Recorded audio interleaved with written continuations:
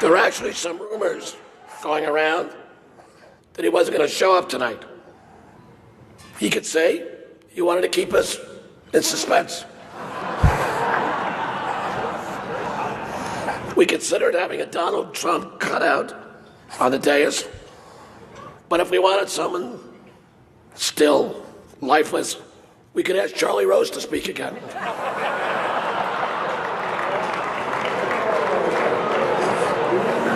It is historic that Donald is here tonight.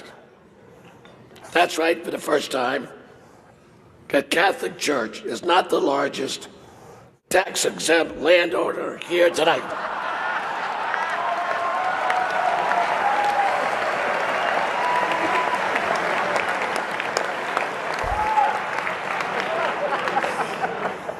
We are honored to have Donald and Melania here tonight. The Al Smith dinner is a New York institution.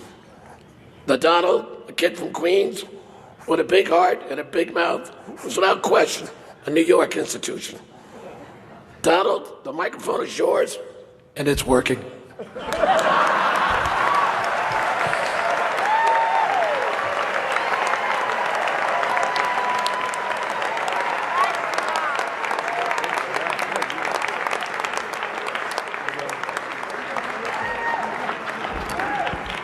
Thank you, Al. Wow. That was good. This is a hell of a dinner. Well, I want to thank Your Eminence. This is really great to be with you again.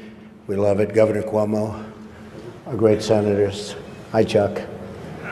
He used to love me when I was a Democrat, you know.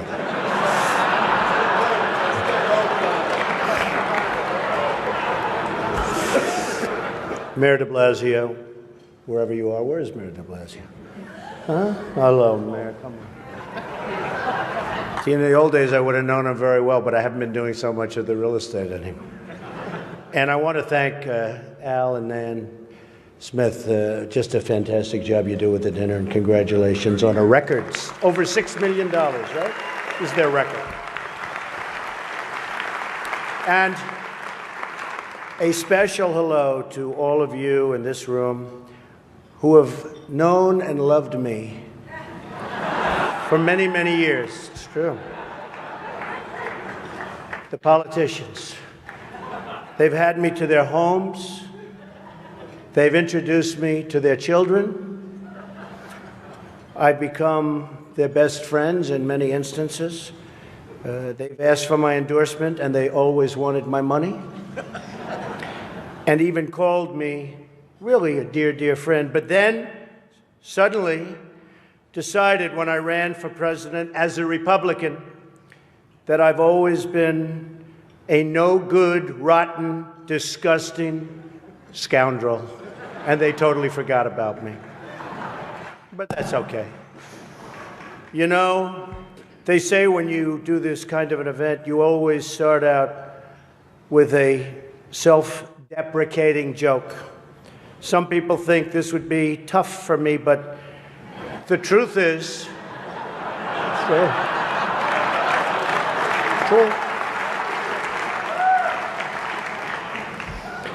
The truth is I'm actually a modest person, very modest. It's true. In fact, many people tell me that modesty is perhaps my best quality. Even better than my temperament. You know, Cardinal Dolan and I have some things in common. For instance, we both run impressive properties on Fifth Avenue. Of course, his is much more impressive than mine. That's because I built mine with my own beautifully formed hands. Well, his was built with the hands of God, and nobody can compete with God. Is that correct? Nobody, right? That's right. No contest. It's great to be here with 1,000 wonderful people, or as I call it, a small, intimate dinner with some friends. Or as Hillary calls it, her largest crowd of the season.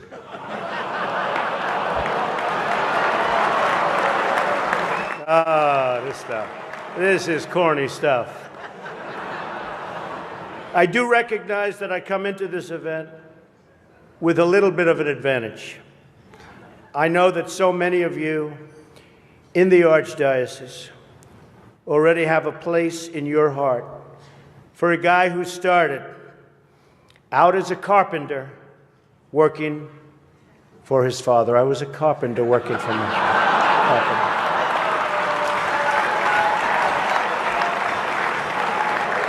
True.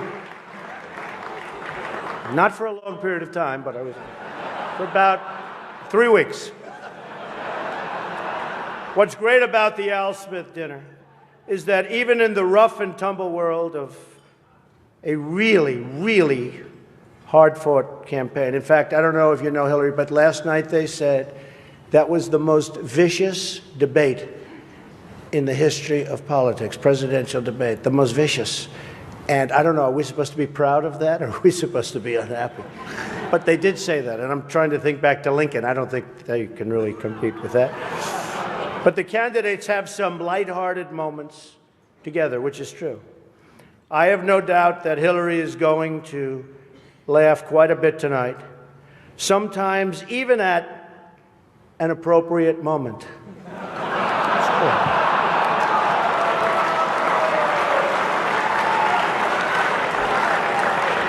And even tonight, with all of the heated back and forth between my opponent and me at the debate last night, we have proven that we can actually be civil to each other. In fact, just before taking the dais, Hillary accidentally bumped into me, and she very civilly said, "Pardon me."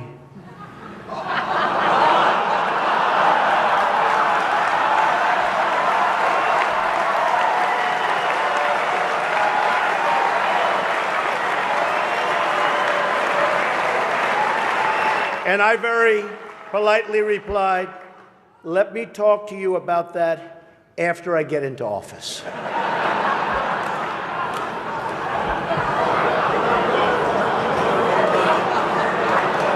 Just kidding, just kidding. And Hillary was very gracious. She said if somehow she gets elected, she wants me to be, without question, either her ambassador to Iraq or to Afghanistan. It's my choice.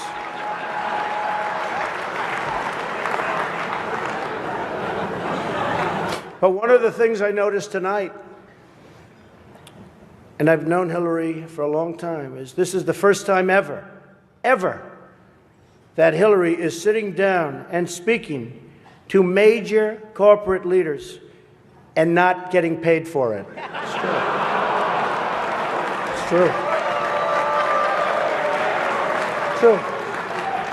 You know, last night, I called Hillary a nasty woman. But this stuff is all relative. After listening to Hillary rattle on and on and on, I don't think so badly of Rosie O'Donnell anymore. In fact, I'm actually starting to like Rosie a lot.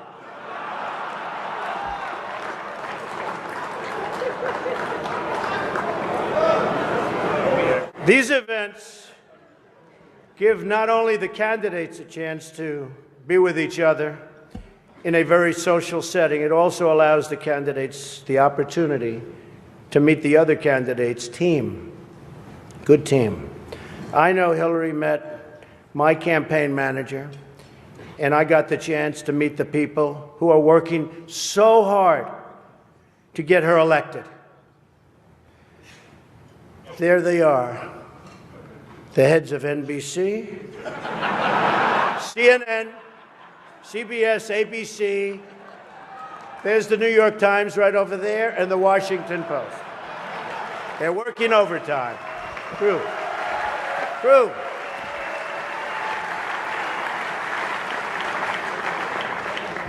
Oh, this one's going to get me in trouble. Not with Hillary. You know, the president told me to stop whining. But I really have to say, the media is even more biased this year than ever before. Ever. You want the proof? Michelle Obama gives a speech, and everyone loves it. It's fantastic. They think she's absolutely great. My wife, Melania, gives the exact same speech. And people get on her case. And I don't get it. I don't know why.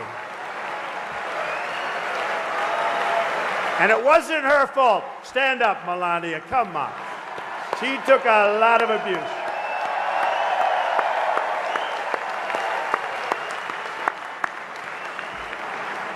I'm in trouble when I go home tonight. She didn't know about that one. Am I okay? Is it okay?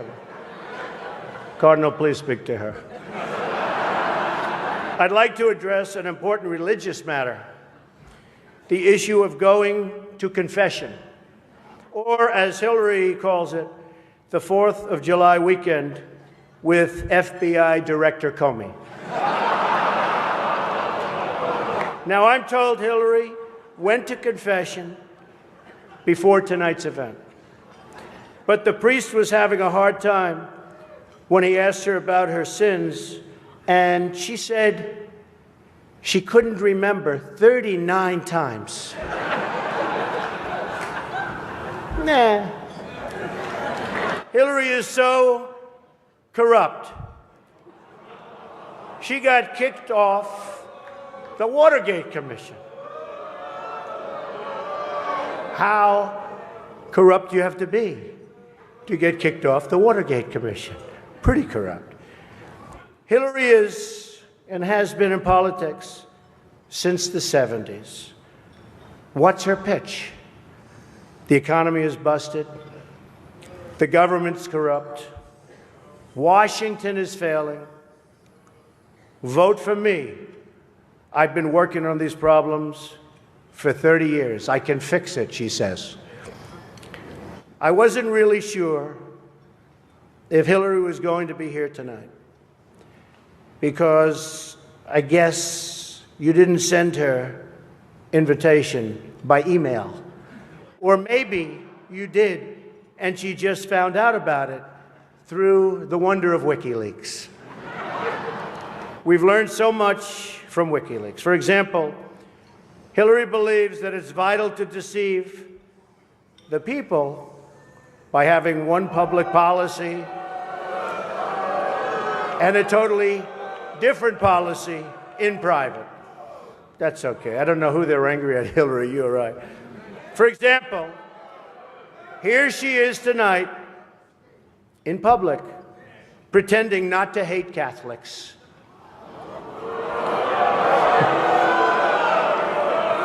Now, if some of you haven't noticed, Hillary isn't laughing as much as the rest of us.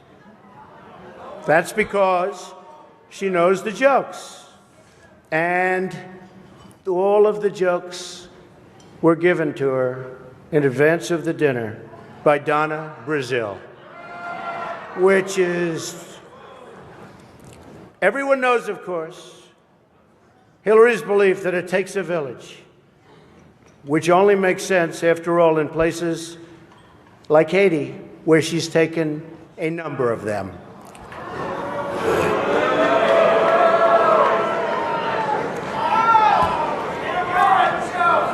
Thank you. I don't know, and I don't want this evening without saying something nice about my opponent. Hillary has been in Washington a long time. She knows a lot about how government works. And according to her sworn testimony, Hillary has forgotten more things than most of us will ever know. That I can tell you. We're having some fun here tonight, and that's good. On a personal note, what an amazing honor it is to be with all of you. And I want to congratulate Hillary on getting the nomination, and we're in there fighting. And over the next 19 days, Somebody's going to be chosen. We'll see what happens. But I have great memories of coming to this dinner with my father over the years when I was a young man. Great experience for me. This was always a special experience for him and me to be together. One thing we can all agree on is the need to support the great work that comes out of the dinner. Millions of dollars have been raised to support disadvantaged children, and I applaud the many people who have worked to make this wonderful event a critical lifeline for children in need. And that we together broke the all-time record tonight is really something special. More than 6 million net, net, net. The Cardinal told me that's net, net, Donald, remember. We can also agree on the need to stand up to anti-Catholic bias, to defend religious liberty, and to create a culture that celebrates life. America is in many ways divided.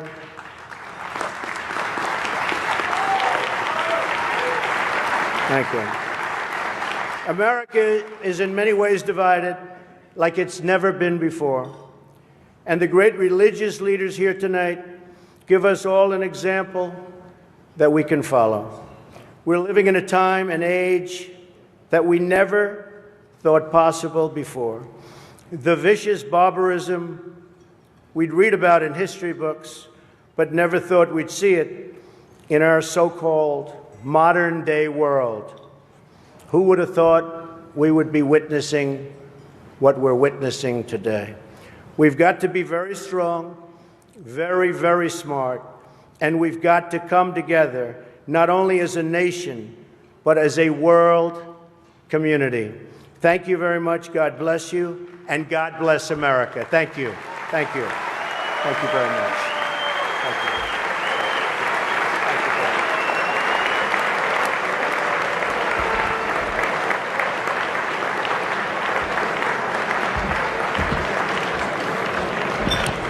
As Ronald Reagan would say, there you go again. Thank you very much, Donald. We're honored by your presence. This dinner is a fundraiser for the needy children of the Archdiocese. I'm pleased to announce that tonight we have raised $6 million.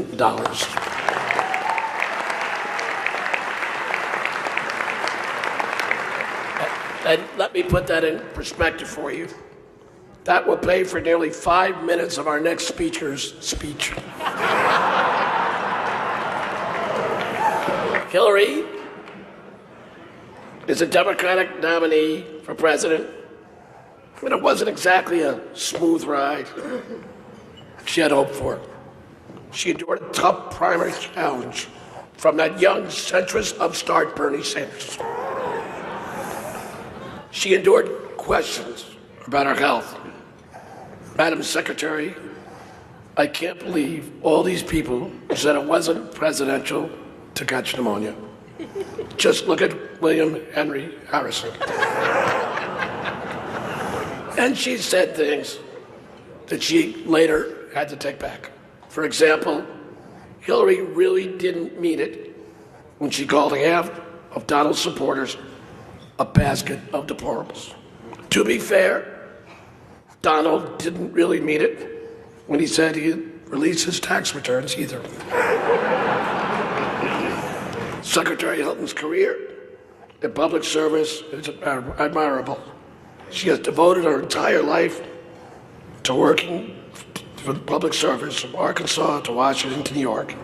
She has been a tireless advocate for children, and her attendance here tonight is one example of that. Ladies and gentlemen, please welcome Secretary Hillary Rodham.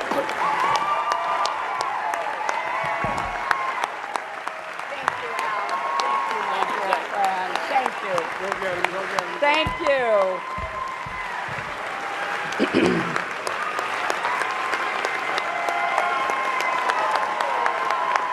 Thank you.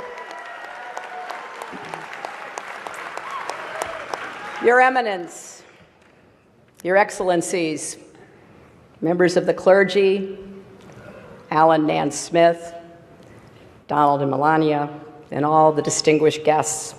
Earlier tonight, Al reminded me that when the first Al Smith ran for president, he chose as his running mate the progressive senator from Arkansas, Joseph T. Robinson, who was one of my husband's political heroes. This work that you do through the dinner, Al, you've done it now for 30 years, is such a labor of love. You've been a hero for both the children of the Archdiocese and for the city of New York. And I think we all owe Al Smith a great, great round of applause.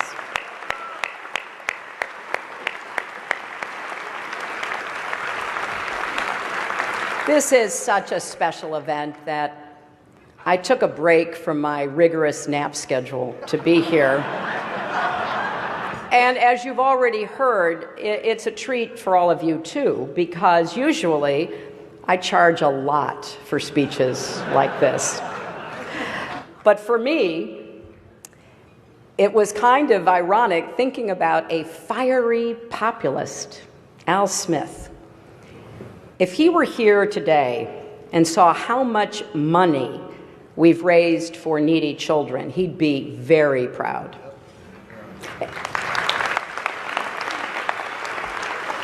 And if he saw this magnificent room full of plutocrats celebrating his legacy, he'd be very confused. It's a special honor to be here with Your Eminence. Now, I know, Your Eminence, you were criticized for inviting both Donald and me here tonight. And you responded by saying, if I only sat down with those who were saints, I'd be taking all my meals alone. Now, just to be clear, I think the Cardinal is saying I'm not eligible for sainthood. But getting through these 3 debates with Donald has to count as a miracle.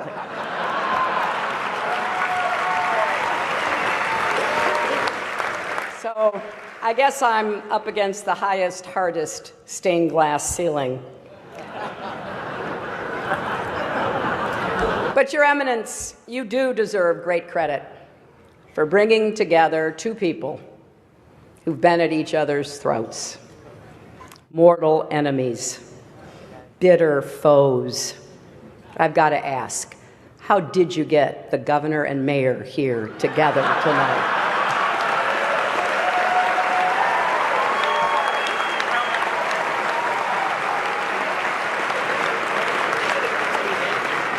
Now, I've got to say, there are a lot of friendly faces here in this room, people that I've been privileged to know and to work with. I just want to put you all in a basket of adorables. And you look so good in your tuxes, or as I refer to them, formal pantsuits. And, because this is a friendly dinner for such a great cause, Donald, if at any time you don't like what I'm saying, feel free to stand up and shout wrong while I'm talking. Come to think of it, it's amazing I'm up here after Donald. I didn't think he'd be okay with a peaceful transition of power.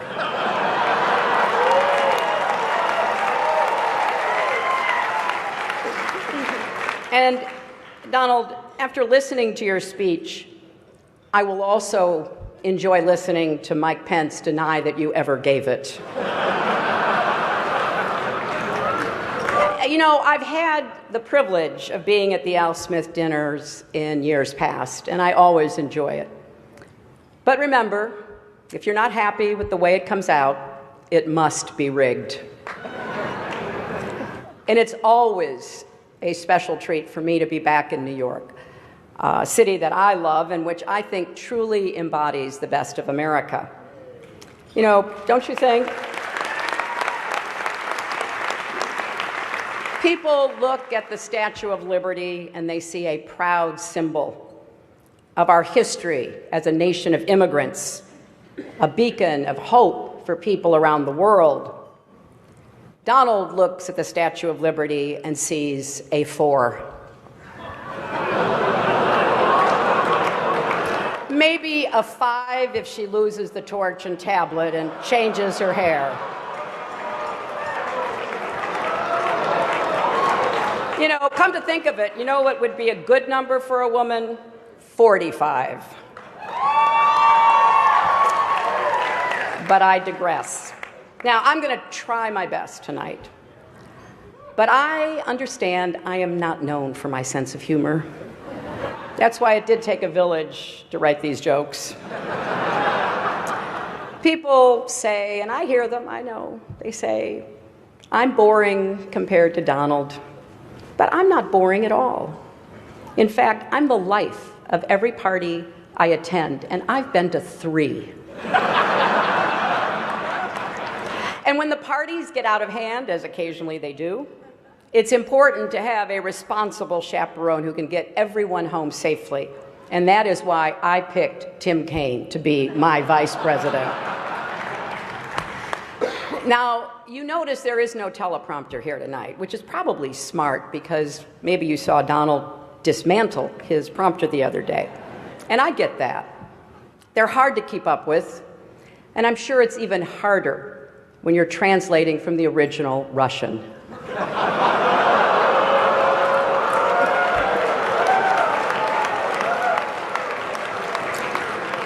But every year, this dinner brings together a collection of sensible, committed, mainstream Republicans, or as we now like to call them, Hillary supporters. Now, some of my critics, and I hear that too, yeah, they think I only say what people want to hear. Well, tonight that is true. And here's exactly what you want to hear. This election will be over very, very soon.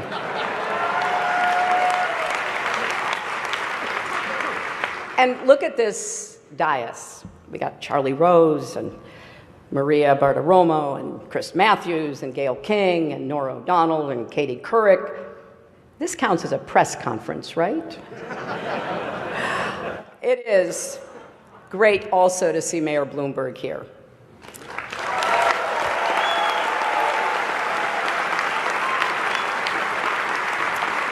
It's a shame he's not speaking tonight. I'm curious to hear what a billionaire has to say.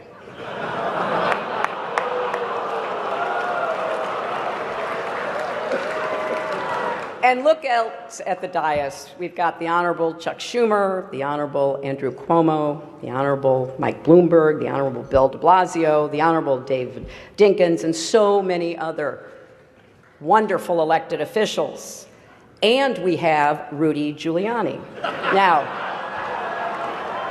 many don't know this, but Rudy actually got his start as a prosecutor, going after wealthy New Yorkers who avoided paying taxes. But as the saying goes, if you can't beat him, go on Fox News and call him a genius. So as I've said, we've now had our third and thankfully final debate. Sharing a stage with Donald Trump is like, well, nothing really comes to mind. There is nothing like sharing a stage with Donald Trump. Donald wanted me drug tested before last night's debate. And look, I got to tell you, I am so flattered that Donald thought I used some sort of performance enhancer. Now, actually, I did. It's called preparation.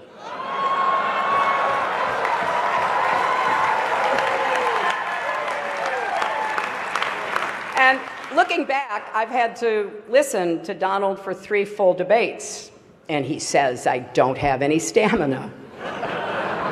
That is 4.5 hours. I have now stood next to Donald Trump longer than any of his campaign managers. Now, look, I have deep respect for people like Kellyanne Conway. She's working day and night for Donald, and because she's a contractor, he's probably not even going to pay her. But I think the good news is that the debates finally allowed Republicans to unite around their candidate, The bad news is it's Mike Pence. And it's been a long, long campaign. That should be one of our highest priorities, shortening the campaigns. And whoever wins this election, the outcome will be historic. We'll either have the first female president or the first president who started a Twitter war with Cher. And if Donald does win, it'll be awkward at the annual President's Day photo when all the former presidents gather at the White House, and not just with Bill. How is Barack going to get past the Muslim ban? Now, Republicans in particular seem frustrated with their nominee. Paul Ryan told the Republican members of the House, you don't have to support the top of the ticket. Don't worry about anyone besides yourself. Just do what's in your own best interests. So I guess Donald really has unified his party around his core philosophy. And I don't understand their unhappiness. They say Donald doesn't have any policies. He has no policies. I keep hearing that. I'd actually like to defend him on this. Donald has issues, serious issues, really, really serious issues. And I worry about Donald's go-it-alone attitude. For example, at his convention when he said, "I alone can fix it." You know, in the 90s, I said the same thing about America's health care system, and it didn't work out so well for me either. But speaking of health, Donald has been very concerned about mine. Very concerned. He actually sent a car to bring me here tonight. Actually, it was a hearse.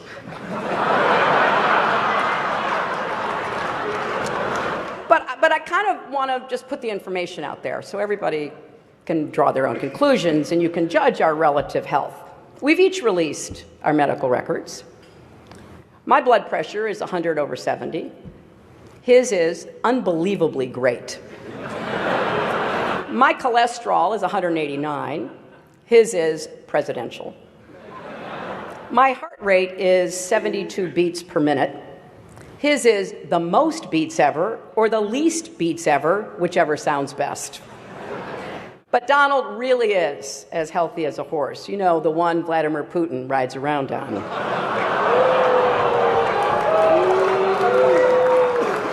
But I can say without fear of contradiction tonight that I will be the healthiest and youngest woman ever to serve as president.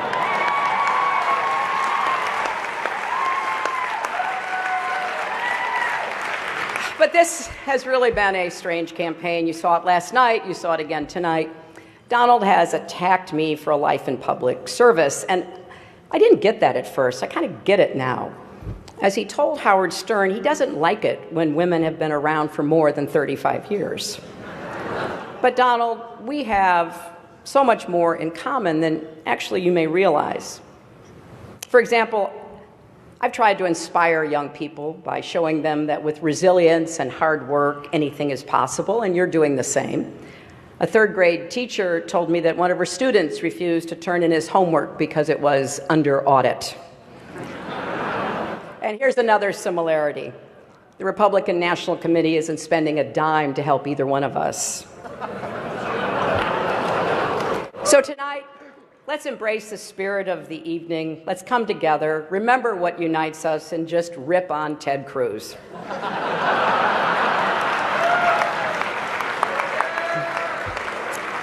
I hope you enjoyed my remarks tonight. I said no to some jokes that I thought were over the line. But I suppose you can judge for yourself on WikiLeaks in the next few days. Donald will tell us after the benediction whether he accepts that this dinner is over. He has to wait and see. But there's nothing funny about the stakes in this election. In the end, what makes this dinner important are not the jokes we tell, but the legacy that we carry forward. It is often easy to forget how far this country has come. And there are a lot of people in this room tonight who themselves, or their parents or grandparents, came here as immigrants, made a life for yourselves, took advantage of the American dream and the greatest system that has ever been created in the history of the world to unleash the individual talents, energy, and ambition of everyone willing to work hard. And when I think about what Al Smith went through, it's important to just reflect how groundbreaking it was for him, a Catholic, to be my party's nominee for president. Don't forget, school boards sent home letters with children saying that if Al Smith is elected president, you will not be allowed to have or read a Bible. Voters were told that he would annul Protestant marriages. And I saw a story recently that said people even claimed the Holland Tunnel was a secret passageway to connect Rome and America to help the Pope rule our country. Those appeals to fear and division, can cause us to treat each other as the other. Rhetoric like that makes it harder for us to see each other, to respect each other, to listen to each other, and certainly a lot harder to love our neighbor as ourselves. I believe how we treat others is the highest expression of faith and of service. Now, I'm not Catholic, I'm a Methodist, but one of the things that we share is the belief that in order to achieve salvation, we need both faith and good works. And you certainly don't need to be Catholic to be inspired by the humility and heart of the Holy Father, Pope Francis, or to embrace his message.